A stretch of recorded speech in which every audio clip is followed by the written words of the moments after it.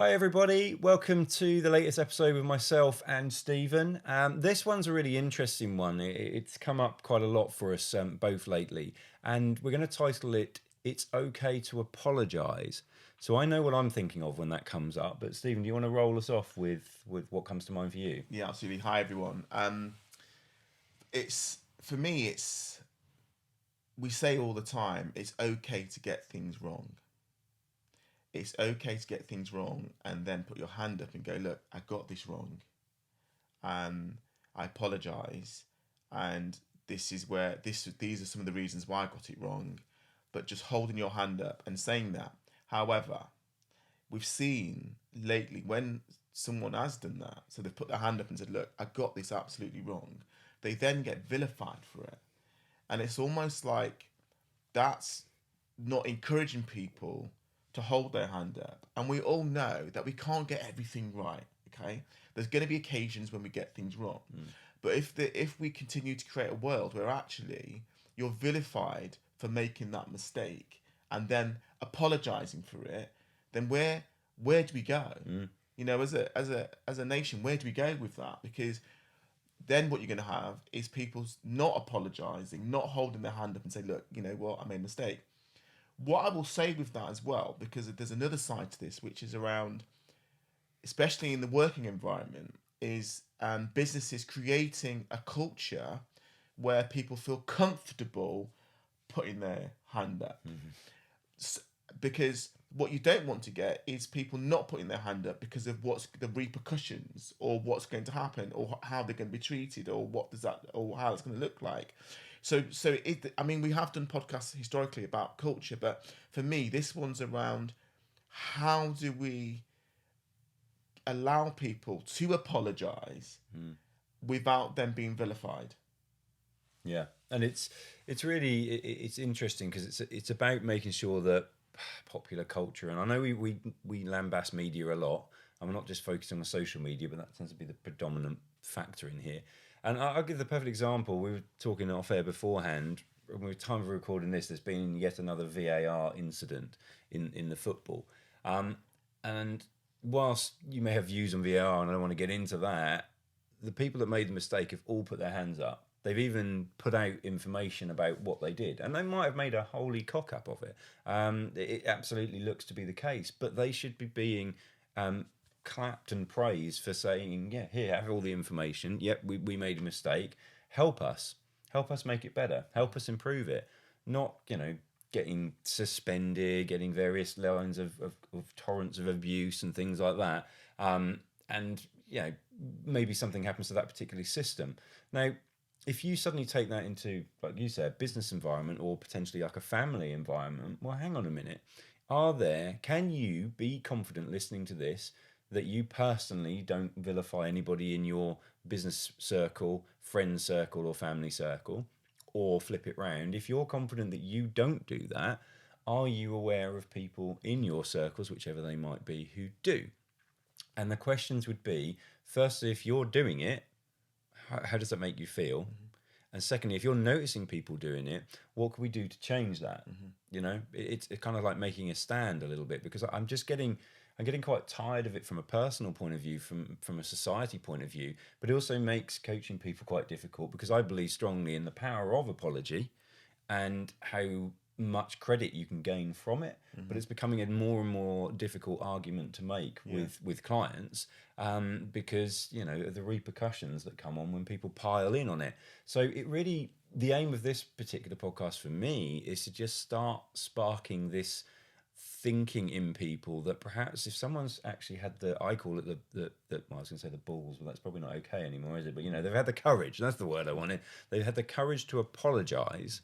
That's massive. Yeah. And even if they make an absolute meal of apologising, the fact that they've done it puts them a bar above many other people, because I can speak of a lot of people who will not want to apologise. I'm going to hands up, I really hate apologising instinctively. It's something I really struggle with, because it's a recognition of fault, and it's something I've had to learn. So in my youth and early career, I would not apologise for stuff. Stubbornly, belligerently stick to what I'd originally said. because I didn't want to lose face. Yeah. And the irony of that, if you're listening to that and you can recognise it, is you look like far more of an arse holding on to your argument and Yeah. sticking to your stubborn guns than you do when you actually apologise and and explain your reasoning. Yeah. So there's a bit of a rant, but you can Yeah. see it's something that sort of sets me off a little bit. But what comes to your mind when I say that? Well, the other thing that we talk about, is we teach, don't we? We teach our children, we teach younger generation about being honest. Okay, so there's another side to this, which is right. If you don't hold your hand up and apologize, in some cases that means you're being dishonest, because if you know that what you've said is actually, or what you've done is not correct, and you want to apologize for it, that's about being honest as well. And it also goes into being brave, because one of the things I think is really important, when someone can hold their hand up and go, do you know what, I've made an absolute dog's dinner of that, I apologize and I've really thought about it. Sometimes that takes a level of bravery, and what we don't want to do is remove that, so that people don't take that journey to be brave, in fear of being vilified. And listen, don't get me wrong, I think there's some things in life that are horrific. Yeah. And I'm not saying for 1 minute that because someone apologizes that makes it okay. Not at all. Not at all. So let me just be clear about that.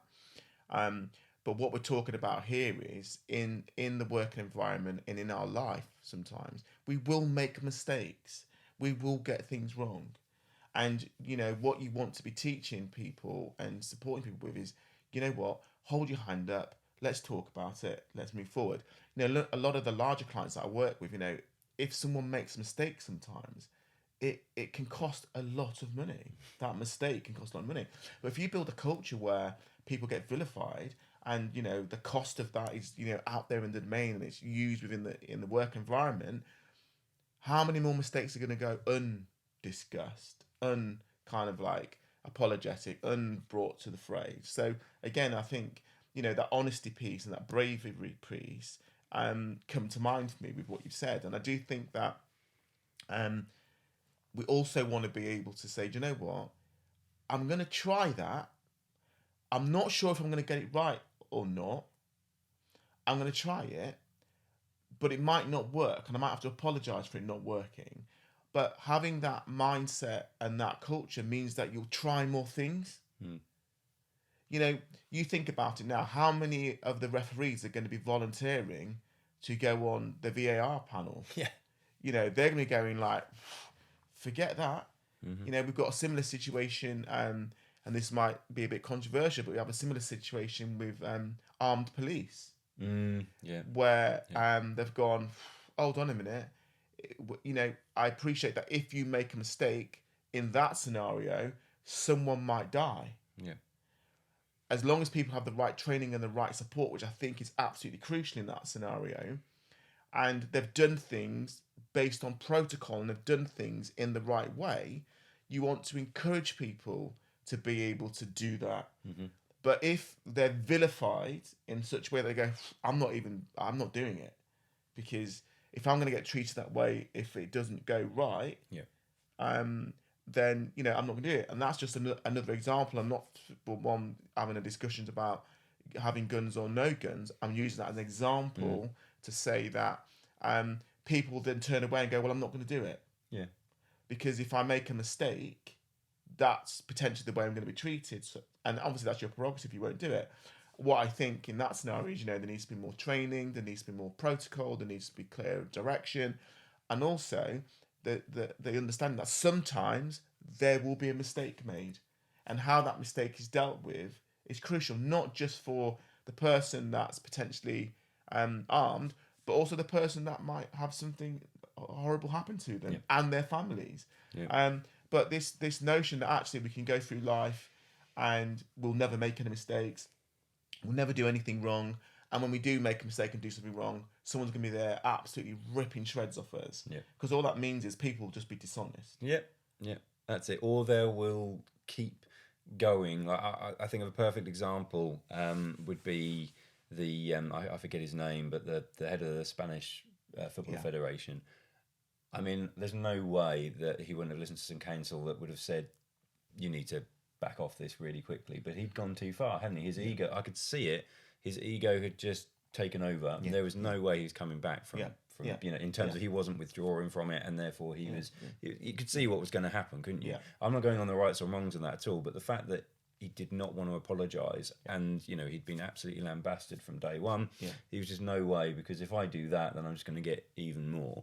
And there's so many cases, where we get, I don't know, celebrities, for example, get judged and sentenced before anything's even happened to them. When you get things out in the public. Again, we're not saying it's right or wrong. It's just that people are very quick to judge and get all over it and become, the other side of it is, become experts in stuff which they know nothing about, and they're just taking a section of people's words for it and things like that.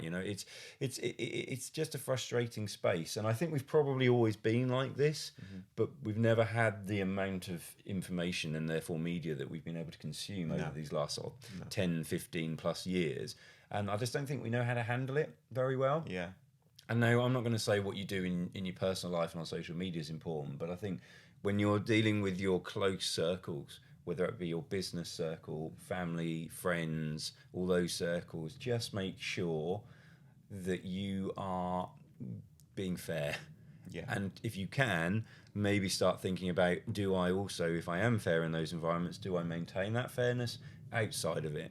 And, it's one of those things, I believe very much about daily actions and the ripple effect and all these sorts of things. If we could just start being kinder and a little bit more aware and maybe thinking a bit more before we act, we perhaps won't have this problem, and we can get back from a position where it's no longer, I think it's no longer okay to apologise. It's highly risky for people to apologise. And I would vehemently have fought that view a couple of years ago, but I've seen too many times now where people have apologised, taken the moral high ground, put it out there and said yep, and then they've still got absolutely destroyed for it, and in certain cases I think very unfairly.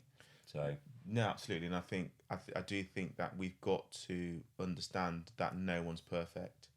We've got to understand that mistakes will be made, and I think the tone of an apology, the speed of the apology, all of that does need to be taken into consideration, because I guess if the head of the Football Association in Spain, if he would have come out earlier and apologised for his actions in a heartfelt manner, it wouldn't have got to where it got to potentially. Potentially, yeah. I mean, the reality is, he would have still been vilified to a certain extent, but in that scenario, that's where the issue starts. If you think I can't apologise because I'm going to look like X, Y, Z, so then you get someone like that thinking I'm not apologising, which then just snowballs into, and that's exactly my point.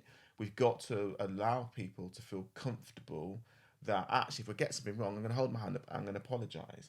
And I'm not saying in all scenarios that's the end of it, because sometimes someone might have done something and they apologise, but they still need to be treated fairly, and they need to go down a route to actually, you need to be accountable for what you've done, and take responsibility for what you've done. And that might mean in some cases, prison sentence. That might mean in some cases losing your job. That might mean in some cases, being reprimanded in some shape or form. We're not saying that, people should apologise and then they shouldn't be punished. Yeah, what we're saying is we people should be allowed to apologise without being vilified. And that's because if you create a world where no one apologises, that makes the scenario a million times worse. Yeah, 100%. I mean, again, I'm picking on the poor guy, the Spanish guy, but if he'd have just come out and said, and there's background as well, there's previous potential issues and things like that, but if we just take it on the one incident, if he could have just said, like, I was just so hyper and excited. I mean, all the other footage that's come out really doesn't look great, but in that one thing, the kiss on the stage and hugging everybody and doing all that, he could have come out. There was a line where he just said, look, actually, no, that is awful. What was I thinking? I was just so overexcited. And there was an education piece. There was an opportunity for him to be at the forefront of saying, do you know what? We do overstep the boundaries far too many times and begin to understand what people, there's a real chance to embrace the message that was being given there, and potentially, challenge another generally male people who would have sort of seen him as a position of influence and maybe make them think. There's a real opportunity there, missed. Now, whether that was deliberately missed or inadvertently missed doesn't really matter. That chance was there. So the power of that apology, if he had come out literally straight away and apologised in like the perfect way, which I can't envisage what it is, that could have started a really positive conversation. But in the end, it sullied an amazing experience, didn't it? You Absolutely. know, it almost poisoned it. And that might, in the end, be down to his personality and therefore the very reason why he didn't apologise. But it's just an example that you could take on. If you looked at various different scenarios, take personalities out of it and just look at the actions, you could see how powerful an apology would have been in there. And that's really the point that I want to emphasise, is that apologising is powerful, can still be powerful. And just if you're tempted when you hear someone make an apology to continue having a go at them, just think about what's that trying to achieve. What I'd love to hear is people think, well, how can you help them move on from that? Yeah. You know, even if that is like, you know, extreme consequences for their actions, how can we help them move on when it's like there are a few lines where you're just like there doesn't seem like no going back seems, you know, it seems very, very difficult. So I'm not saying it's the same for all, but I think the vast majority of the time, the environments we're talking about, we're not talking about incredibly extreme cases of things, because we're going back to office environments, family circles, friend circles, and maybe environments where you don't even know the people involved. These sorts of things. So I just think that that's a really healthy thing to just get people talking about it differently. And making it okay to apologise again. So I kind of got that bit off my chest. Have you got any sort of final pieces for yourself? Yeah, I'd just like to say it's okay to apologise, and don't be afraid to apologise, because through apologising you can actually learn as well. And then what I would say to the reverse of that is, if someone is apologising, you know, do not vilify them because they've held their hand up and said, look, I've made a mistake, I'm apologising for it. Okay, I hope that's been a meaty one. As always, we love to hear about these things. Maybe you fundamentally disagree. Fine, have a chat. We're always happy to be challenged. And if you think this is relevant to anybody, obviously maybe share it with them as well, as a sort of subtle hint at what you might be pointing to. Anyway, I hope you found it really interesting, and we look forward to seeing you or speaking to you at the next one. Bye for now. Bye bye.